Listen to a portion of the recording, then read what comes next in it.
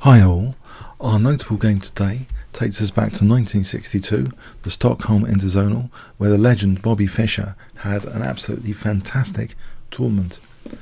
Just a few words about this tournament. It was scheduled for January 27th until March 1962. The Interzonal tournament in Stockholm was a 23-player round robin with 6 players qualifying for the Curacao candidates of 1962. The winner was actually Bobby Fischer with 17.5 points. That's 13 wins, 9 draws, and no losses. So he came ahead of the joint second winners with 15 were Geller and Petrosian. Joint fourth with 14 were Philipp and Korchnoi. So a fantastic achievement for Bobby Fischer 10 years before the classic World Championship match where he became World Champion. So this is 10 years pre-World Champion. How strong was Bobby Fischer back then? This is his game against Julio Bolbochan. He was playing white. He played e4. Julio Bolbochan played the Sicilian defense. We have knight f3, d6. We have a Najdorf. And in fact, here, after the standard Najdorf move, Fischer plays one of his pet systems, it seems, against the Najdorf, which is h3, quite a rare move. But recently, this move, even around 2015, has been used by super grandmasters such as Caruana and Vichy Anand. It's a very, very interesting move. Positionally speaking, it prepares a fianchetto.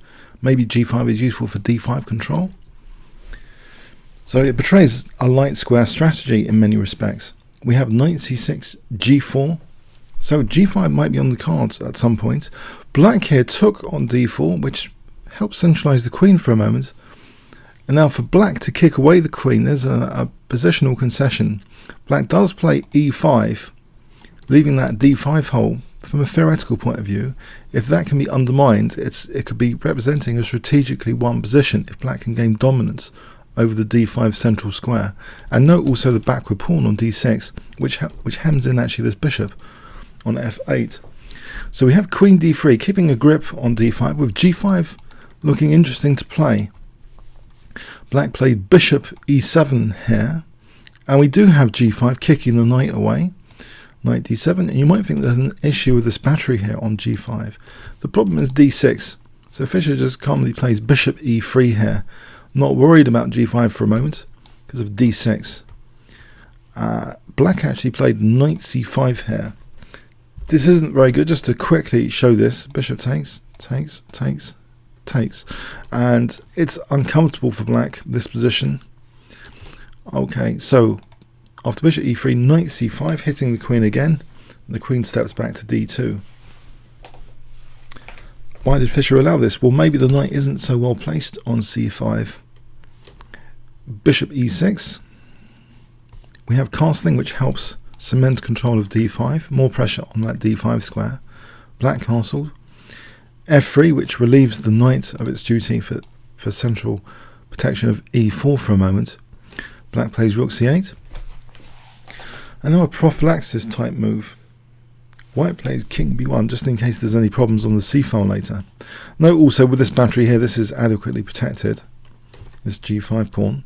Now here, this knight might not actually be doing anything useful. With f3, white also now potentially is playing something like knight d5.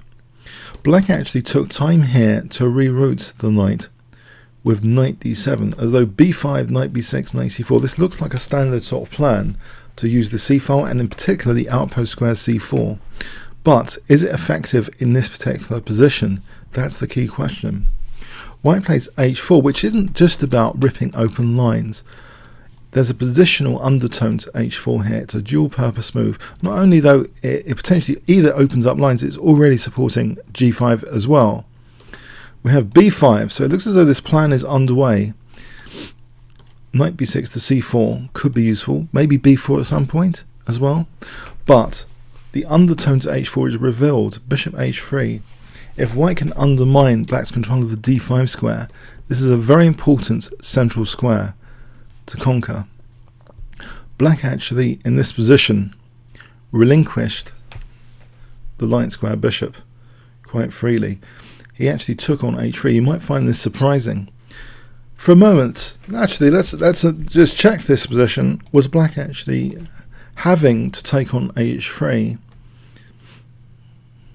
it's a difficult position. Maybe, say rook b8, knight d5. Maybe white's just going to play h5 and it will make g6 more effective, because that will be undermining the bishop anyway. So maybe that's like one of the main concerns here. So we'll turn that off. Black actually just freely gave up the light square bishop. So strategic control of d5 has been enhanced. Knight b6, as though, well, is black going to get a knight to c4? No way. Fischer takes this off. He wants to keep control, firm control over d5. He's establishing here a fantastic knight versus bishop scenario. So knight d5 with tempo, hitting the queen and the bishop, driving the queen back to d8 to protect the bishop. And now how to exploit this position. It's a beautiful position to aim for. A strategically placed knight on d5, ahead of a backward pawn, keeps the bishop hemmed in, and it also can spearhead potential attacks. Fischer here plays a move which maybe has very, very aggressive intentions towards the black king. What would you play here to further the position? If I give you 5 seconds here, starting from now.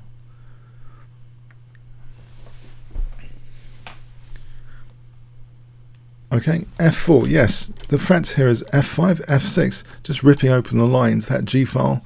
The knight is driving an attack here, a very dangerous attack. Black took, queen takes f4. So there's some exposure on the f file for the f7 at the moment. So some nagging pressure. We have queen d7 hitting the rook. But instead of moving the rook, Fischer actually offers an exchange of queens. This will just favour white here. It's very, very pleasant to simplify here and maybe then build up on the e file after e takes. We have rook cd8. And now a move which is actually also not just Fischer's move, it's the engine's top choice. It's not Fischer's top choice in this position. So I'm going to ask you, what do you think Fischer played in this position? What would you play here? If I give you 5 seconds to pause the video now, what would you play?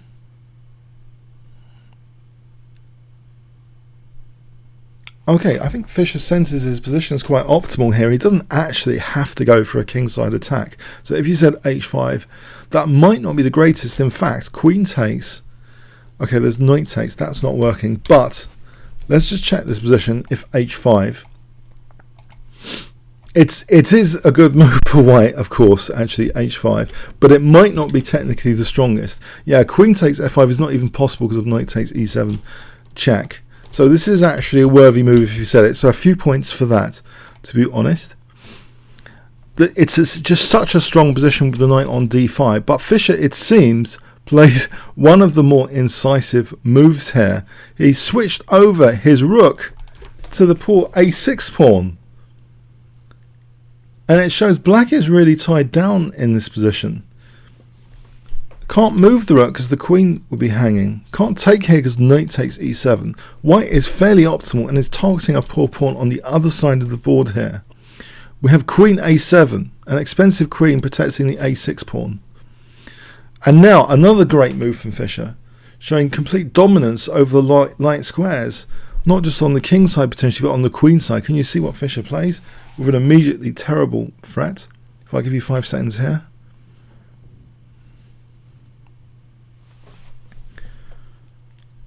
Okay, rook c3, threatening rook c7. That bishop is being tactically targeted here by this huge knight on d5. And also note that white controls the c8 square as well in this position. We have g6, but the queen stays on the diagonal eyeing c8. Queen d7. Okay, but now queen f3 is played. So what is the meaning of this? Well, in this particular position, it seems rook c8 can be answerable with knight b6, forking queen and rook. It seems black cannot challenge on that c file. So it's threatened with rook c7 here. This is a very, very difficult position here. Very, very difficult. Black plays queen e6. Now this is such a great position with the knight. There's an amazing tactical resource. And you'll get this a lot if you engine check games where there seems to be some tactical superiority. You know, if you have pawns around the opponent's king, the the engine's rather find tons of resources. And here we've got this massive knight on d5. There's actually a clinical resource in this position, which Fischer didn't play. He played another great move, though, which furthers his advantage. You don't have to win that quickly from such a position. But can you spot the clinical move, which is a real crusher here, celebrating fully the knight on d5? If I give you 5 seconds here, or if you give Fischer's move, you'll get a few points as well. So 5 seconds starting from now. White to play. What would you play in this position?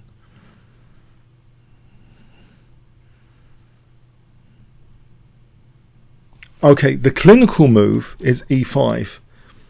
Fischer's move is rook c7, which seems entirely logical to infiltrate on the 7th rank. But let's have a look at the clinical move, because it actually does celebrate the knight here, because after d takes, white has here a crushing tactical blow, basically, in the form of rook c6, yes, deflecting the queen to get a knight fork. And white's protecting d1 after all this, so can actually safely take the queen. Okay, so that's pretty crushing. Yeah, rook c6 is just winning here, because if queen here, then rook c7. Okay, this is really incisive. What does actually black do here? If queen takes, it just shows the strength of the position, then rook e3, and then e7 is the target again. But Fischer's move is strong as well. Rook c7, it's natural. It's an absolutely natural thing to get rooks infiltrating to the 7th rank. So what to do about the bishop? It's protected. But now, Fischer goes into a series of forcing moves here to force a transition into an even more clearly won position. His first forcing move, can you guess? 5 seconds. Knight f4, believe it or not. Taking away from the knight from its ideal square seems a bit strange. Strange indeed. Why? Why do this? The queen goes to e5, but now the queen is kicked into a terrible looking square after rook d5 into next to the king. The queen is put next to the king. And now there might be some theoretical counterplay with h6, you might think, on the h file. White just plays a car move, just celebrating his absolutely dominating position here, saying he doesn't have to rush to do anything. He just plays the car move a3. Believe it or not. And you might find this really strange, because there would seem to be a lot of candidate moves here, but actually this is actually the top end. One of the top engine moves is actually just to play a3, but another one is more direct with h5. I think one of the issues picked up with h5 is b4. You might think this is really weird. Why is b4 an issue at all? it's maybe h6 to do with h6. It's strange. This position looks like quite crushing. I mean, what could actually go wrong here? Okay, let's see just for a moment. What could actually go wrong here? Well, b3 does weaken the dark square, so I'm not sure I've done white justice there. And then maybe bishop takes g5.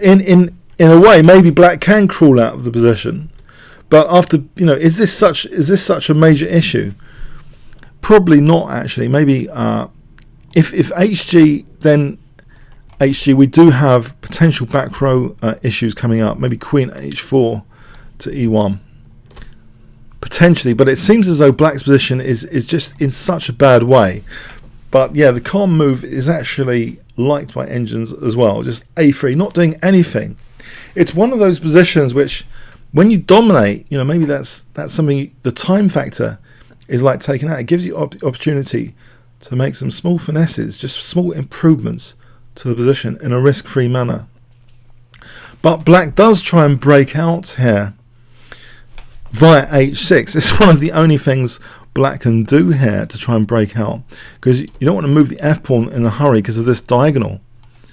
And so h6 would seem the one pawn to try and undermine is the g5 pawn. Now Fischer just snaps it off. Queen takes h6. And now h5, just trying to rip open these lines again. Now this is really going for the king. Bishop g5. Is black in a great position to do a threat like this?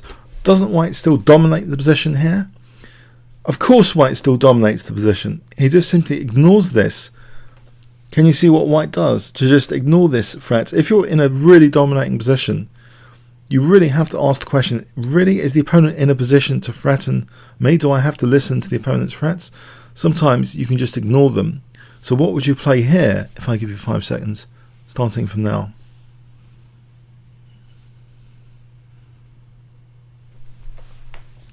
H takes G. Yeah, this is very, very dangerous. If bishop takes f4, G takes.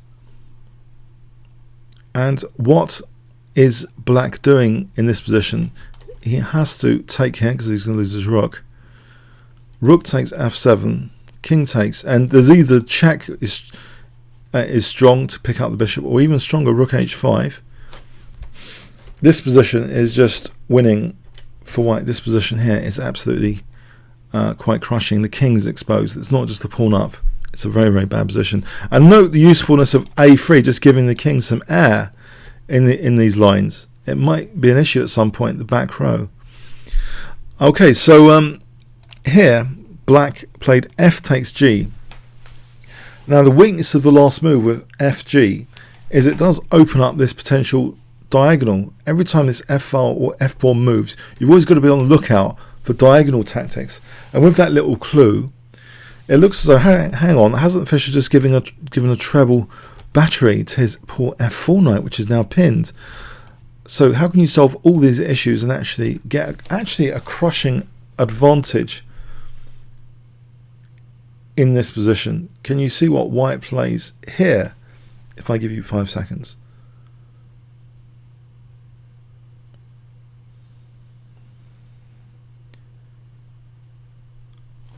Okay, the diagonal has been weakened. Queen b3. Looking at discovered checks. It's a major tactical weapon, the discovered check tactic.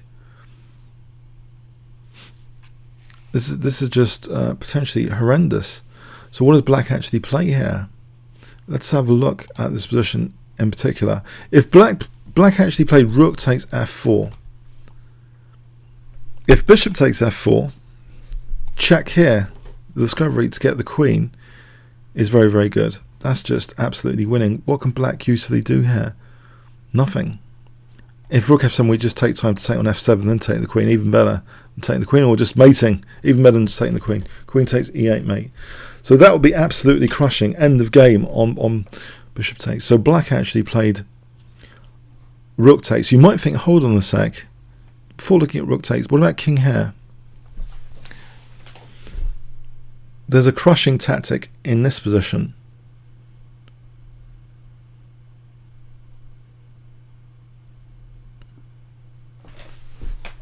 There's two very good moves. Knight takes g6, and here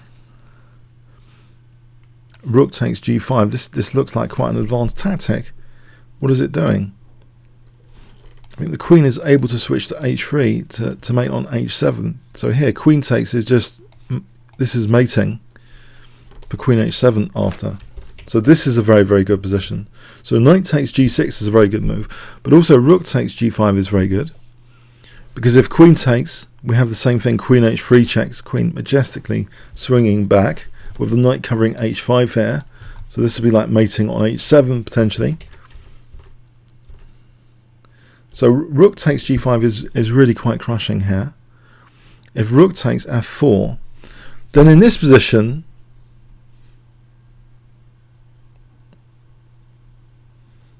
it seems one of the more incisive moves might be queen g3 here. If the rook moves back,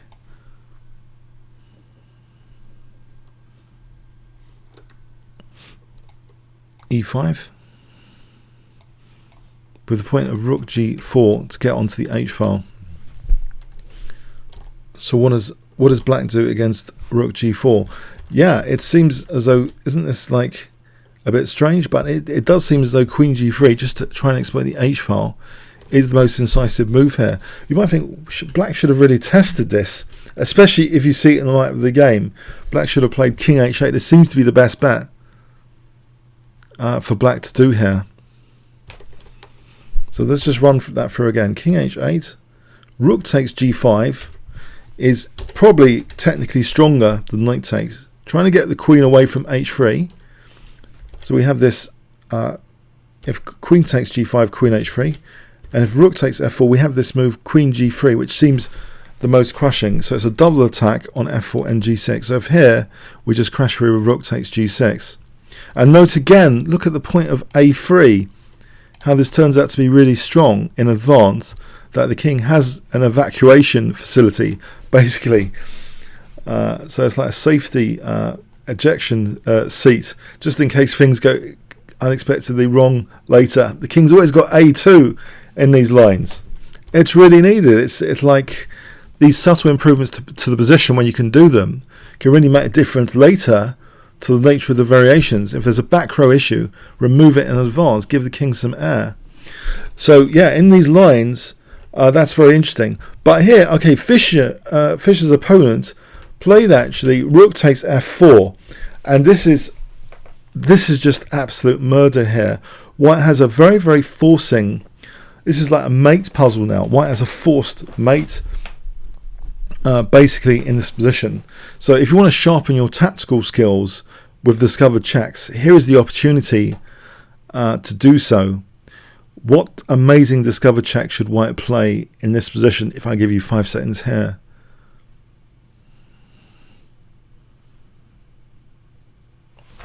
Okay, well, Fischer played rook e5, and it seems to be the strongest move. Just hit e8. It's a forced mate, actually. So the king has to defend e8. Now rook takes e8, and the queen's coming into e6. Let's have a look at this. Black resigned here. If king takes, the strongest, queen e6. Queen e6. Because what can black actually do now?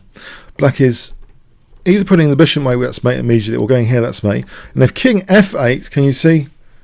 The rook and queen work well together here. Queen c8 check, and we're mating the king here. Bishop back's forced, queen takes, mate. Now this is a very, very interesting game strategically, and it shows that Fischer's preference, h3, the early h3 against the Najdorf, strikes me that Fischer likes clean, positional, simple ideas. The h3 strategy is almost like some of the ideas of the Grob opening by Michael Basman. d5 control, simply d5 control, and later with h4 he was swapping off the light square bishops to weaken d5. And then later, when he had a fantastic grip on the position, he wasn't afraid of displacing the knight to get the queen to next to the king. And then when he had this grip, iron grip on the position, he plays this a3, this little finesse move. But you'll see in the variations later, if action is needed, you don't want a weak back rank to be a sting of the towel. He removes all the sting in the towels with that a3, making Luft. And once black finally moved that f-pawn, whatever way that f-pawn's moving, always look at the diagonal tactics. So the diagonal tactic, queen b3, threatening a terrible discovered check. Black didn't seem to react optimally, and it's interesting those variations with king h8 to examine how the queen can shift back to g3 and maybe use the h file. It seems black's king safety becomes a critical issue in those variations. But the way the opponent played it went straight into a forced mate, basically, after rook e5 check. Absolutely precision engineering moves by Fischer. Rook e5 check, getting that forced mate sequence going. Okay, a fantastic game, positionally and tactically, I would say. Hope you got something from it. Comments or questions on YouTube. Thanks very much.